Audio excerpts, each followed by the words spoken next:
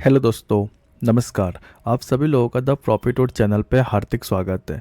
आज हम लोग बात करने वाले हैं स्मॉल कैपिटल को ग्रो कैसे करें।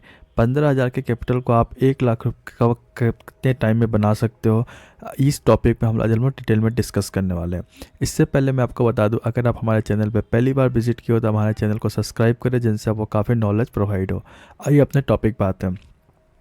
सिंपल सी लॉजिक है आज के को टॉपिक का, जो बहुत ही इंपॉर्टेंट बनते हुए देखने को मिलने, क्योंकि आप सभी को पता है कि आप जब भी ऑप्शन ट्रेडिंग करते हो स्टॉक मार्केट में, आप एक बिगनर हो तभी आपके पास एक स्मॉल फंड है, 15,000, 10,000, 20,000। लेकिन आप प्रैक्टिकल बातें करते हो कि 15,000 के फंड को 1 लाख करने के लिए आपको टाइम देना पड़ेगा, आपको काफ़ी चीज़ें सीखनी पड़ेगी।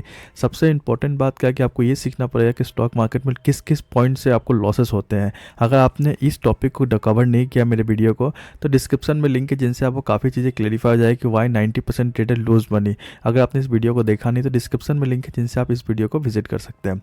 सबसे इंपॉर्टेंट बात क्या है कि स्मॉल कैपिटल को ना ग्रो करने के लिए बहुत ही एक डिसिप्लिन चाहिए। सिंपल एक छोटी सी इशू बता रहा हूँ, मैं आपको बता रहा हूँ कि क्या क्या स्ट्रेटजी हो सकती है। इस टॉपिक में हम लोग क्या क्या पॉइंट की बात करेंगे, स्ट्रेटजी क्या क्या हो सकती है, रिस्क एंड रिवॉर्ड क्या हो सकता है, टारगेट क्या हो सकता है, स्टॉप लॉस क्या हो सकता है। ये सारे पॉइंट पे आपको डिटेल में बताने वाला हूँ। बट 15,000 के कैपिटल को 1 लाख करने के लिए आपको मैं ना एक दिन में होने वाला है, ना ही एक हफ्ते में होने वाला है, ना ही एक महीने में होने वाला है। इसके लिए आपको मिनिमम से मिनिमम सिंपल 3 से 4 महीने या 6 महीने भी लग सकते हैं। अगर आप इतना टाइम देने को तैयार हो स्टॉक मार्केट में, तो ही आप एक लमसम अमाउंट स्टॉक मार्केट से जनरेट कर सकते हो। बट अगर आप ये सोच के वीडियो देख रहे हो कि मुझे एक दिन में 15,000 से 1 लाख कमाना है, तो ये वीडियो आपके लिए नहीं है। यहाँ पे सिर्फ एक स्ट्रेटजी बताऊंगा स्टॉक मार्केट को एक बिजनेस के पॉइंट ऑफ व्यू से मैं आपको डिटेल में बताने वाला हूँ कि कैसे आप रेगुलर इनकम जनरेट कर सकते हो। लाइव प्रूफ भी दिखाने वाला हूँ। सबसे पहले मैं आपको प्रूफ दिखा देता हूँ, जिसमें आपको और भी कॉन्फिडेंस हो जाए कि ये वीडियो आपके लिए कितना केपेबल है, कि आपके लिए इस 5 मिनट का या 10 मिनट का जो भी वीडियो बनेगा, तो इस वीडियो आपके लिए कितना चेंजेबल मोमेंट आपको देखने को मिल सकता है। इस बात को मैं आपको डिटेल में बताने वाला हूँ। सबसे पहले आप ये देख सकते हो कि इस टॉपिक को मैंने ये मेरा स्क्रीनशॉट है, ठीक है। यहाँ पे मैंने एक प्लान किया था कि 15,000 के कैपिटल से कैसे अपने आप को ग्रो कर सकता हूँ मैं। तो आप देख सकते हो कि 15,000 के कैपिटल से मैंने एक टाइम 5,000 प्रॉफिट जनरेट किया, तो उसका फंड कितना हो गया 20,000। फिर मैंने 3,000 का प्रॉफिट जनरेट किया, जिसके वजह से आपको 23 देखने को मिल रहा है। अगेन आप देख सकते हो कि 4,500 की प्रॉफिट जनरेट किया, जिसमें आपको मेरा कैपिटल 28,000 हो गया।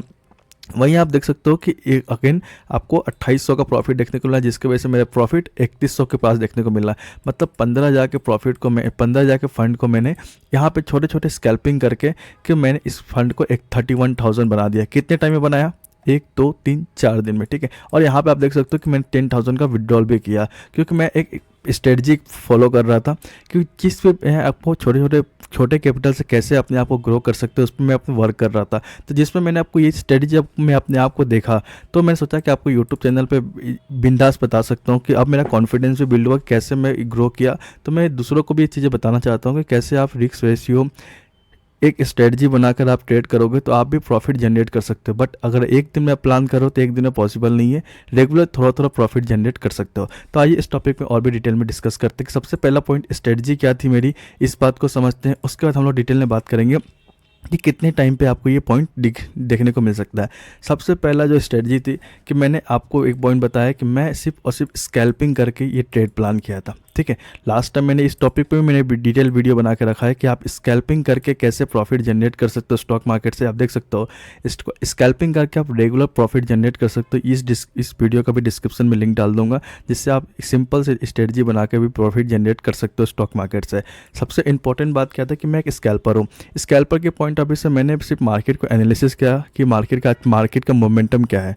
लास्ट वीडियो मैंने आपको बताया था स्कैल्पिंग के वीडियो में कि स्कैल्पिंग का सबसे अच्छा जो एडवांटेज है, आप यहाँ पे ट्रेंडिंग मार्केट में तो पैसा बना ही सकते हो, बट साइडवेज मार्केट में भी आप प्रॉफिट जनरेट कर सकते हो। आपके प्रॉफिट हमेशा अप डाउन होंगे। किसी दिन आपके 2,000 का प्रॉफिट होंगे, किसी दिन आपको 1,000 का प्रॉफिट होगा, किसी दिन आपको 5,000 का प्रॉफिट होगा। ये अप डाउन हो सकते हैं, बट प्रॉफिट होना कंसिस्टेंसी है। तो सबसे पहला जो स्ट्रेटजी थी वो थी मेरी 1:1 का रेशियो, जो मैंने आपको पहले भी बताया था कि मैं 1:1 के रेशियो पे बहुत ज़्यादा वर्क करता हूँ। ऐसे इस स्ट्रेटजी पे मैं ज़्यादा काम करता हूँ, क्योंकि यहाँ पे मुझे प्रॉफिट और लॉसेस सबसे कम होते हैं और प्रॉफिट भी हमें मार्जिन मिल जाता है। मीन्स अगर मैं दिन में अगर 5 ट्रेड प्लान कर रहा हूँ, 5 ट्रेड प्लान करने के बाद मेरे को यहाँ पे रिस्क हो रही है, मैं 4 ट्रेड में प्रॉफिटेबल हो जाता हूँ, एक ट्रेड मेरा लॉस जाता ही है हमेशा, 1 से 2 ट्रेड मेरा लॉस भी जाता है, बट मैं 3 से 4 ट्रेड में अगर प्रॉफिट बनाता हूँ तो मेरे दिन के टारगेट डन हो जाते हैं। तो इस स्ट्रेटजी के लिए मैंने सबसे पहले जो वर्क काम किया था अपने रिस्क और रिवॉर्ड पे वर्क काम किया था, मतलब मेरा टारगेट क्या है और एसएल क्या है। मैंने सिंपल बनाया था 1:1 में मेरा सिंपल सा टारगेट था कि मेरे छोटे लॉस होंगे छोटे प्रॉफिट होंगे, मीन्स अगर मेरे को 800 का लॉस होगा तो मैं अपना पोजीशन कट कर दूंगा, क्योंकि मेरे पास सिर्फ 15,000 रुपया, अगर 15,000 में मैंने बड़े लॉसेस देने स्टार्ट कर दिए तो फिर मेरा ये अकाउंट ब्लो हो जाएगा, ठीक है, अकाउंट ये खत्म हो जाएगा। बट अगर मैं 15,000 के लेवल पर अगर हर एक ट्रेड पे अगर मैं छोटे प्रॉफिट लॉस देता हूँ तो मेरे पास सबसे अच्छा जो बेनिफिट है कि मेरे पास ट्रेड करने के लिए पैसा होगा। अगर मैं 15,000 पे 2,000 का लॉस देता हूँ ना तो मेरे पास ट्रेड करने के पैसे नहीं होंगे, फिर मैं गलती करता जाऊंगा, क्योंकि मेरे को दिमाग में हमेशा क्लिक करता जाएगा कि 2,000 का लॉस हुआ है, उस 2,000 का रिकवरी करने के लिए मैं मैक्सिमम टाइम लॉस करता रहूँगा। तो सबसे इंपॉर्टेंट बात क्या है कि दिमाग में पहले से क्लियर रखो कि आपका लॉस 500 से 800 का रेंज होना चाहिए, उसके ज़्यादा लॉस नहीं होना चाहिए। सिंपल, आप प्रॉफिट में वेट कर सकते हो, आपका 800 का प्रॉफिट है, 1,000 का प्रॉफिट है, 1,500 का प्रॉफिट है, आप प्रॉफिट में थोड़ा वेट कर सकते हो बट लॉस में वेट नहीं कर सकते हो। छोटे फंड से कैपिटल को ग्रो करने के लिए सबसे जो डिसिप्लिन वाला वर्क है आपका एसएल, आपका एसएल पे आपको निकलना ही पड़ेगा। आप ये प्लान नहीं कर सकते कि नहीं हम थोड़ा और वेट कर लेते रिकवरी आ जाएगी, नहीं, अगर एसएल आया तो एसएल देना ही पड़ेगा। अगर आपको ये ट्रेड लेने से पहले आपको ये प्लान करना पड़ेगा कि अगर मेरे को एसएल जाएगा तो मैं एसएल पे निकलूंगा, क्योंकि अगर फिर से मार्केट में रिकवरी आएगी तो मैं फिर से अगर प्लान कर सकता हूँ ट्रेड का, लेकिन अगर एसएल दिखाया है, क्योंकि आपको एक बात माइंड में हमेशा क्लियर रखना पड़ेगा कि आपने ये ट्रेड लिया क्यों था। आपका ट्रेड था प्रॉफिट के लिए, अगर लॉस हो रहा मतलब आपके स्टडी को फॉलो नहीं कर रहा था, आप वहाँ पर अपने पोजिशन को कट कर सकते हो। तो सिंपल सी स्ट्रेटजी थी, पहले रिस्क और रिवॉर्ड को फोकस करना कि आपका टारगेट क्या है और एसएल क्या है। सेकेंड पॉइंट क्या था कि आपको रिस्क रिव्यू, अब 1:1 के फॉर्म में मैंने ओनली काम किया है, मैंने कोई बराबर की 1:1 का ट्रेड लेके मैंने वर्क किया है। सेकंड की स्ट्रेटजी क्या थी कि मेरा 1:1 का हमेशा जो स्ट्राइक प्राइस था ना, स्ट्राइक प्राइस भी काफ़ी लोगों को क्लियर नहीं होती कि स्ट्राइक प्राइस क्या, हमेशा आईटीएम पे मैंने वो काम किया है। मैं हमेशा बोलता हूँ आपको इस टॉपिक में भी मैंने वीडियो बना के रखा है कि आईटीएम पे सबसे ज़्यादा प्रॉफिट जो आपको देखने को मिलते हैं वो किस पॉइंट पे देखने को मिलते हैं, वो आईटीएम के पास देखने को मिलता है। आप देख सकते हो इस टॉपिक में मैंने कवर किया है कि कैसे आप स्टॉक मार्केट में अच्छा प्रॉफिट जनरेट कर सकते हो, कहाँ सबसे ज़्यादा प्रॉफिट जनरेट होता है। आप देख सकते हो ज़्यादा प्रॉफिट किस एट द और द आईटीएम। मैंने सिर्फ और सिर्फ आईटीएम का यूटिलाइज़ किया था, आईटीएम का यूटिलाइज करके ही मैंने एक अच्छा प्रॉफिट जनरेट किया है मार्केट से, ठीक है। मैं स्कैल्पर हूँ, मुझे पता है कि 1:1 के लिए अगर मुझे एक अच्छा मोमेंटम चाहिए तो आईटीएम पे मुझे वर्क करना पड़ेगा, ठीक है। तो ये कॉन्सेप्ट था कि स्ट्रेटजी क्या थी, आईटीएम पे वर्क कर रहा था, प्लस सपोर्ट रेजिस्टेंस पे ड्रॉ आउट किया था। थर्ड पॉइंट क्या, रिस्क रिवॉर्ड और टारगेट मैंने आपको क्लियर कर दिया कि मेरा टारगेट, अगर मैं 2 लॉट से काम कर रहा था, 2 लॉट से ज़्यादा से मैं वर्क नहीं कर रहा था, क्योंकि सबसे इंपॉर्टेंट पॉइंट क्या है कि अगर आप 2 लॉट से ज़्यादा ट्रेड करते हो, पहले आप देख सकते हो कि जैसे जैसे आपको पता है कि और सिर्फ एक पॉइंट पे वर्क कर रहा था कि सिर्फ मैंने सिर्फ जो जितने भी ट्रेड लिए हो सिर्फ निफ्टी 50 पे लिए है। सबसे जो इंपॉर्टेंट पॉइंट है ना, आपको इंडेक्स फाइंड आउट करना बहुत ज़रूरी है। आपको ये पता होना चाहिए कि किस इंडेक्स को आप अच्छा से समझ सकते हो, उसके प्राइस एक्शन को समझ सकते हो, उसके कैंडल्स को समझ सकते हो, आपको ये जानना भी ज़रूरी है। अगर आप मल्टीपल टाइम इंडेक्स चेंज करोगे, कभी आप बैंक निफ्टी में, कभी आप सेंसेक्स में, कभी आप निफ्टी में, कभी आप स्टॉक्स में ट्रेड करोगे, तो आपको प्रॉफिटेबल होने के चांसेस बहुत कम है। आपको एक इंडेक्स चूज़ करना है, उस पर वर्क करना है। अगर आप एक लॉट, अगर 15,000 पर अगर आपको एक लॉट मिल रहा है तो आप एक लॉट से ट्रेड करो, आपको 2 लॉट मिल रहा है तो 2 लॉट से ट्रेड करो। पैसा मैटर नहीं करता, स्ट्रेटजी मैटर करती है। अगर आप स्ट्रेटजी को फॉलो करोगे तो आपको भी अच्छा रिवॉर्ड और रिस्क और रिवॉर्ड, अगर आपने प्लान किया तो आपको अच्छा रिटर्न फ्यूचर में देखने को मिल सकता है। तो आप खुद स्ट्रेटजी बनाओ कि आपको इन द मनी पे क्यों काम करना है, 1:1 का क्यों काम करना है। और सबसे इंपॉर्टेंट बात क्या है पता है, जब भी आप छोटे कैपिटल को अपने अकाउंट को ग्रो करते हो ना, तो आपके लिए सबसे जो इंपॉर्टेंट पॉइंट होता है आपका कॉन्फिडेंस बिल्ड होता है। इसलिए भी सबसे ज़्यादा इंपॉर्टेंट होता है छोटे प्रॉफिट को बुक करना।